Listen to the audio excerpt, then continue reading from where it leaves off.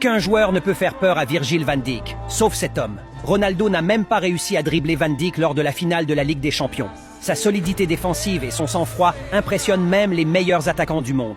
Neymar, le joueur le plus technique, a eu du mal à passer Van Dijk. Il s'est passé la même chose avec Mbappé, dont le tir a été intercepté par Van Dijk. Malgré leur vitesse et leur agilité, tous finissent par se heurter à un mur. Lautaro n'avait qu'à passer Van Dijk pour se retrouver en face à face avec le gardien, mais il a eu du mal à le dépasser. Sterling a tenté de pousser Van Dijk tout en dribblant le ballon, mais Van Dijk lui a immédiatement volé le ballon dans les pieds. Mertens s'était lancé à pleine vitesse pour déclencher une contre-attaque de Naples, mais Van Dijk a réussi à dégager le ballon grâce à un tacle glissé parfaitement synchronisé.